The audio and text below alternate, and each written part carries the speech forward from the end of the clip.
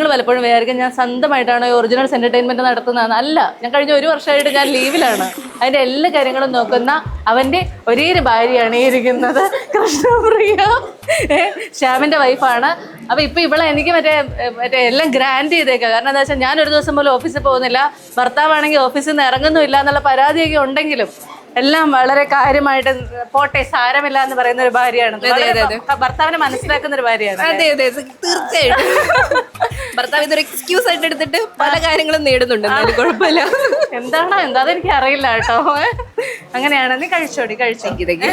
ഇനി ഇവരെയൊക്കെ നിങ്ങൾക്ക് കണ്ട് നല്ല പരിചയം ഉണ്ടാവുമല്ലോ. ഞങ്ങൾ വേറെ ചാനലിൽ നിന്ന് ചാടിച്ചോണ്ട് വന്ന 2 ആൾക്കാരാണ്. ആ ചാനലിന്റെ പേര് ഞാൻ പറയുന്നില്ല. ഇത് ഞങ്ങളുടെ ആങ്കറിങ് മുഖങ്ങളാണ് കേട്ടോ. നിങ്ങൾ ഇവിടെ ഹാപ്പി അല്ലേടാ? അല്ലേ? വളരെ ഹാപ്പിയാണ്, വളരെ ഹാപ്പിയാണ്. നല്ല ഫുഡായിരുന്നു. വാവയെ കണ്ടു, നല്ല വാവ. അവരുടെ പേര് ഇഷ്ടപ്പെട്ടു. രാഗ, എന്റെ ചേച്ചിയുടെ അതേ പേര്.